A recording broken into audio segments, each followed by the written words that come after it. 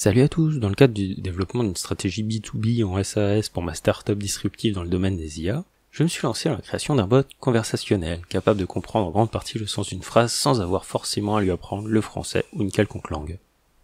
Le cœur de ce bot se base sur l'outil Facebook nommé FastText, qui permet une vectorisation de mots similaires au glove, mais se basant sur des skipgrammes, une sorte de découpage syllabique des mots, ce qui permet de couvrir l'ensemble du vocabulaire d'une langue sans avoir à connaître tous les mots de la langue en question.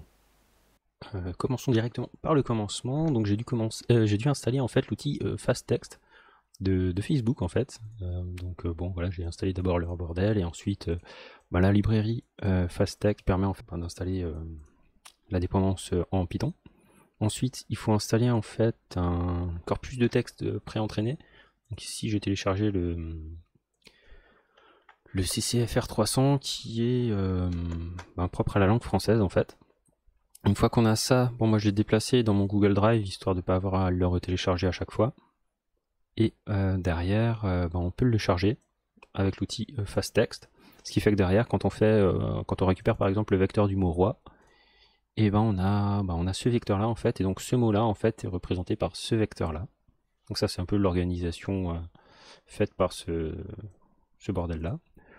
Ce qui me permet derrière en fait d'affecter en fait un vecteur à chaque mot que je vais avoir dans mon dataset. Donc niveau code, on importe, c'est du Keras de base, il n'y a rien de particulier. Derrière, au niveau du dataset, ça reste assez bateau. J'ai 3 questions pour 3 réponses. Donc concrètement, on a la question 1 qui est « Bonjour, je suis intéressé par votre technologie ». La réponse est donnée ici, donc ce serait l'index 0 de réponse qui est « Que voulez-vous savoir ?»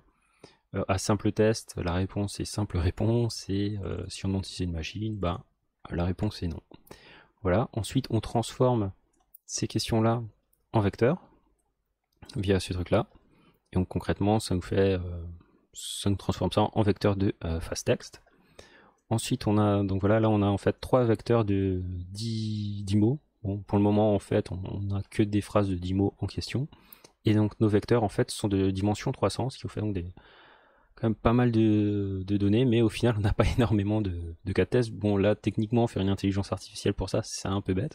Mais l'idée, c'était juste de tester un peu la capacité du système FastText. Et ensuite, donc en termes de catégorisation des données, donc on a le fameux one-hot encoding pour notre classification des mots, qui nous donne donc question 1, c'est la réponse là, question 2, c'est la réponse là, et question 3, c'est celle-là. Donc voilà, donc nos 3 lignes pour nos 3 questions. Ensuite, l'intelligence artificielle en elle-même, donc c'est une suite du LSTM. Alors bon, j'ai passé pas mal de temps à chercher pourquoi mon truc ne marchait pas. Il me fallait obligatoirement en fait quand vous faites une LSTM et que vous la retournez dans une autre LSTM, il faut faire un return sequence, sinon en fait il manque une dimension à votre bordel et donc ça plante un peu tout. Et derrière aussi un petit truc que j'ai rajouté que je ne connaissais pas jusque là, c'était l'utilisation de ce qu'on appelle un callback qui permet de faire un stop dès que le loss en fait est en train de reprendre. Donc techniquement, si on regarde une courbe comme ça, en fait, parfois le loss il remonte. Et donc à ce moment-là, en fait, l'intelligence artificielle se coupe parce que quand on était à un certain niveau de perte et qu'on remonte, ça signifie que l'intelligence artificielle elle commence un peu à planter. Donc là, il faut arrêter l'entraînement et revoir un peu son truc. Donc voilà, ça me permet d'avoir une belle courbe en fait d'entraînement. Et puis bon, après en termes d'accuracy, on voit que là j'arrive à faire un 100%. Mais bon, c'est parce qu'en termes de données, on n'a que 3 données. Enfin, on a 3 types de questions, donc en soi, ça reste assez pourri. Mais l'idée, c'était juste de tester en fait la performance en fait du système FastText. Donc tout ça, ça reste un peu juste un bricolage. Mais je suis assez impressionné de voir que juste avec aussi peu d'éléments, derrière, j'arrive à faire. Donc j'ai fait différents tests. Et techniquement, donc l'intelligence artificielle, déjà sur son propre set de données, elle arrive à faire du 100%, ce qui en soi n'est pas forcément si facile à faire. Mais ici, en plus, derrière, donc j'ai testé d'autres phrases. Donc la phrase, de base, c'est « Bonjour, je suis intéressé par votre technologie ». Et j'ai posé la question « Hello, nous sommes séduits par vos techniques ». En soi, c'est pas complètement la même phrase.